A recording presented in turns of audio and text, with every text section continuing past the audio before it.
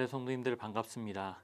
하루하루 주의 은혜가 없이는 살 수 없다는 고백으로 또 이렇게 말씀의 자리에 나오신 줄 믿습니다.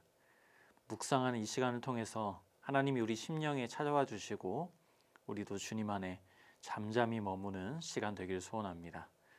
오늘 우리에게 주신 하나님 말씀 함께 보도록 하겠습니다. 구약성경 사무엘상 17장 41절에서 49절까지의 말씀입니다. 그 블레셋 사람도 방패든 사람을 앞세우고 다윗에게 점점 가까이 다가왔다. 그 블레셋 사람은 다윗을 보고 나서 그가 다만 잘생긴 홍한 소년에 지나지 않는다는 것을 알고는 그를 우습게 여겼다. 그 블레셋 사람은 다윗에게 막대기를 들고 나에게로 나아오다니 네가 나를 개로 여기는 것이냐 하고 묻고는 자기 신들의 이름으로 다윗을 저주하였다. 그 블레셋 사람이 다윗에게 말하였다. 어서 내 앞으로 오너라. 내가 너의 살점을 공중에 세워 들짐승의 밥으로 만들어주마. 그러자 다윗이 그 블레셋 사람에게 말하였다. 너는 칼을 차고 창을 메고 투창을 들고 나에게로 나왔으나 나는 내가 모욕하는 이스라엘 군대의 하나님 곧 만군의 주님의 이름을 의지하고 너에게로 나왔다. 주님께서 너를 나의 손에 넘겨주실 터이니 내가 오늘 너를 쳐서 내 머리를 베고 블레셋 사람의 주검을 모조리 공중에 세워 땅의 들짐승에게 밥으로 주어서 온 세상이 이스라엘의 하나님을 알게 하겠다. 또 주님께서는 칼이나 창 따위를 쓰셔서 구원하시는 것이 아니라는 것을 여기에 모인 이 온 무리가 알게 하겠다.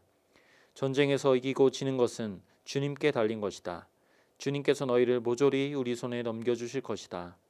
드디어 그 블레셋 사람이 몸을 움직여 다윗에게 점점 가까이 다가오자 다윗은 재빠르게 그 블레셋 사람이 서 있는 대열 쪽으로 달려가면서 주머니에 손을 넣어 돌을 하나 꺼낸 다음 그 돌을 무림매로 던져서 그 블레셋 사람의 이마를 맞추었다. 골리앗이 이마에 돌을 맞고 땅바닥에 쓰러졌다. 아멘. 오늘 본문은 그 유명한 다윗과 골리앗 이야기입니다. 사실 이 이야기는 교회를 다니지 않는 사람도 익숙하고 참 좋아하는 이야기입니다. 왜 좋아할까요?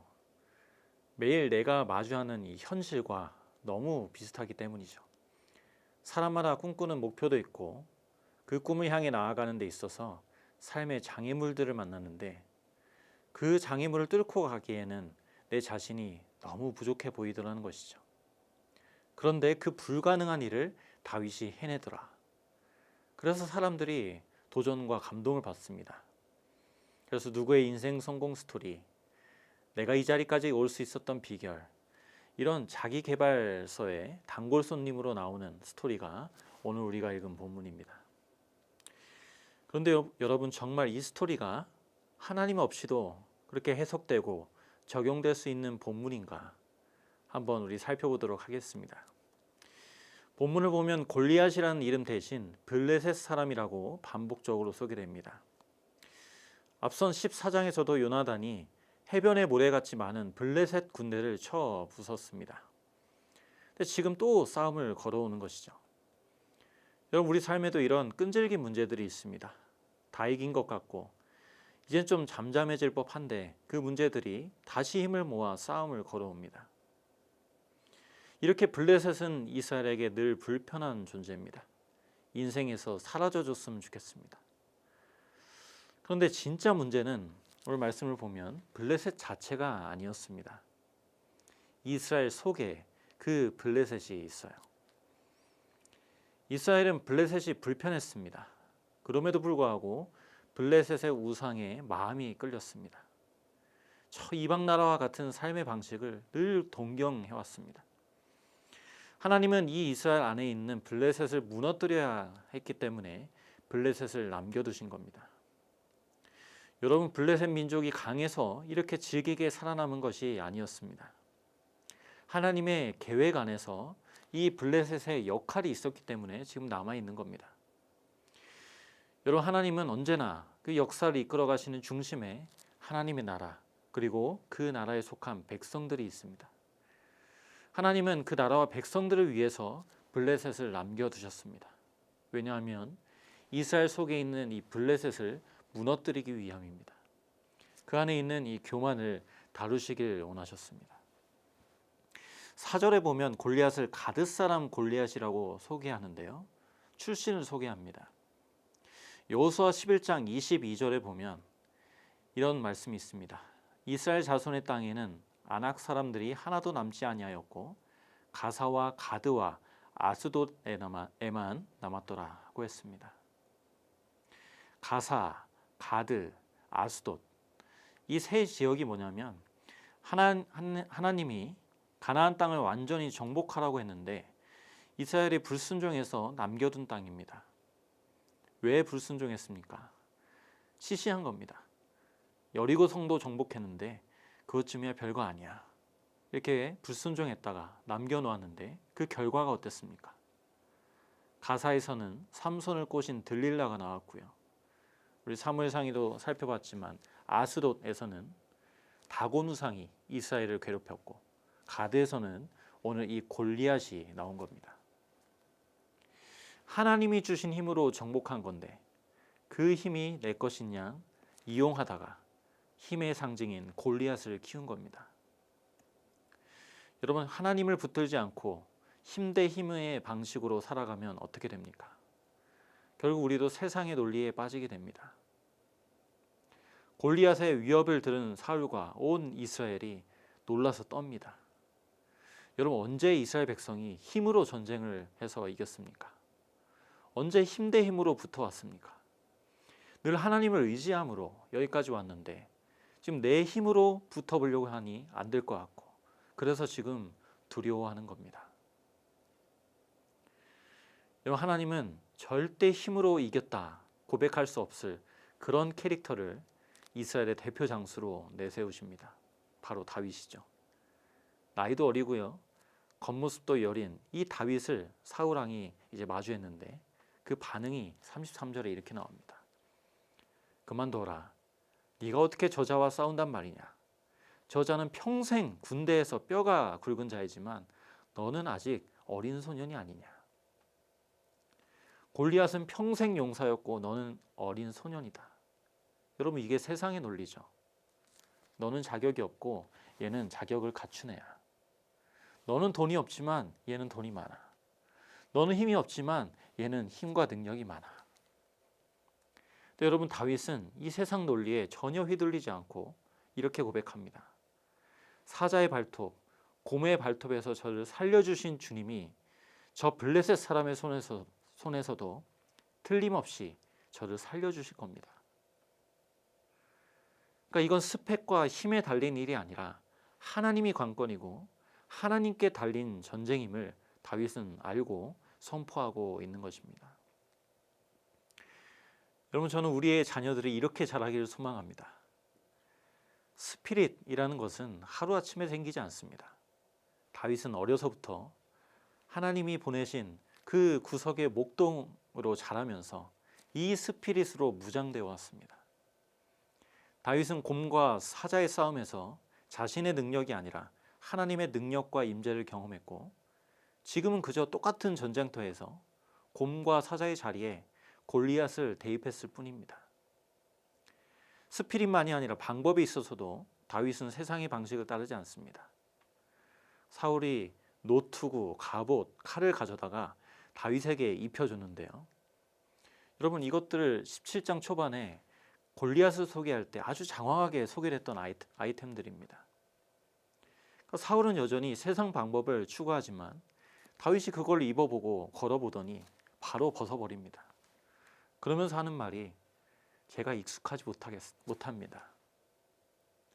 그러니까 다윗에게 익숙한 방식은 이 세상에 있는 것이 아니죠. 세상 밖에 있습니다. 그 어떤 세상의 방식도 다윗을 올가매지 못합니다. 여러분, 이것이 성경이 말하는 세상이 감당하지 못하는 사람, 세상이 가둘 수 없는 사람의 모습 아닙니까? 그렇게 아무것도 안 걸치고 막대기만 들고 나온 다윗을 보고 골리앗이 비웃습니다. 골리앗 눈에는 막대기밖에 안 보입니다.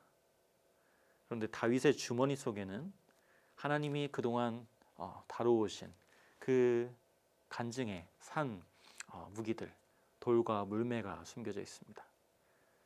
이 돌과 물매는 그냥 돌과 물매가 아니죠. 하나님이 다윗을 준비시켜 오셨던 무기입니다. 여러분, 믿는 사람의 무기는 이렇게 평소에 잘 보이지 않습니다. 그러나 강력합니다. 돌과 무기가 특별해서가 아닙니다. 하나님의 기름 부음이 임하면 강력한 겁니다. 47절과 50절을 개역 개정으로 보면 이렇게 나옵니다. 여호와의 구원하심이 칼과 창에 있지 아니함을 알게 하리라.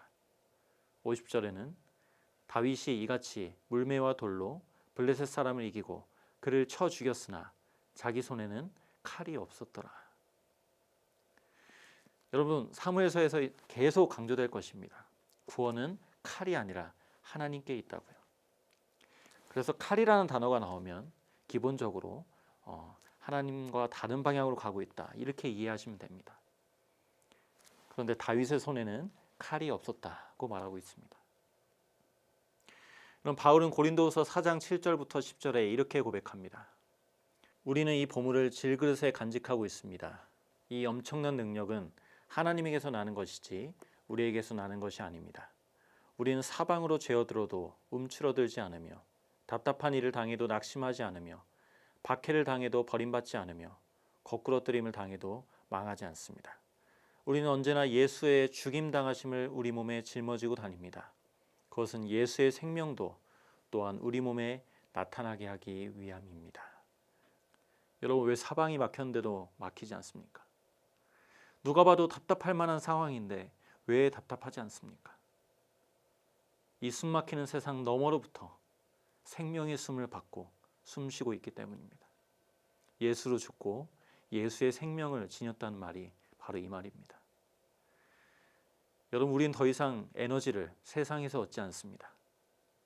마치 물속에 온몸이 잠겨 있지만 필사적으로 입에 파이프를 물고 물 밖에 있는 공기를 들어 마시면서 헤엄치는 잠수부처럼 우리는 주님으로부터 생명과 힘과 모든 것을 얻어 사는 사람들입니다. 그래서 여러분, 다윗과 골리앗 이야기는 절대 나 자신을 강화시키는 이야기가 아닙니다. 내가 오늘 하루를 성실히 살면 골리앗을 이길 수 있다. 두려움보다 긍정적인 생각을 해라. 여러분, 하나님이 빠진 열심은 위험합니다. 하나님이 빠진 긍정은 자신을 속이는 일입니다. 하나님이 빠진 성공은 유혹이고 시험입니다. 우리의 전쟁은요, 하나님을 앞세우는 전쟁입니다. 골리앗은 그들의 신들의 이름으로 나온다고 했고 다윗은 하나님의 이름으로 나간다고 했습니다. 만약 우리 안에 블레셋이 있다면 주께서 우리를 다루어 주시고 훈련시켜 주셔서 그 모든 것들이 무너지길 소원합니다. 세상을 동경하고 세상의 방식을 따르는 모든 것들이 그리스도와 함께 죽고 그리스도와 함께 사는 역사가 늘 강건하시길 바랍니다. 우리의 자녀들도 늘 이 믿음의 스피릿으로 자라가고 하나님의 사람으로 준비되어지기를 간절히 소원합니다. 시간 함께 기도하겠습니다. 하나님 아버지, 감사합니다.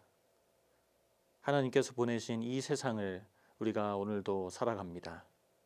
이 세상을 살아갈 때에 세상이 약속하는 힘과 지혜와 능력으로 살지 않게 하시고 내 스스로의 힘을 강화시키면서 살지 않게 하시고 오직 우리는 은혜로만 살 수 있다는 사실을 기억하면서 하나님께서 우리에게 공급해 주시는 그 하늘의 힘과 능력으로 오늘도 살게 하여 주시옵소서. 다윗과 같이 우리 속에 감춰주신 하나님의 능력을 늘 바라보게 하시고 주님을 묵상하면서 이 하루도 하나님 안에서 승리할 수 있도록 인도하여 주시옵소서. 예수 그리스도의 이름으로 기도드립니다. 아멘.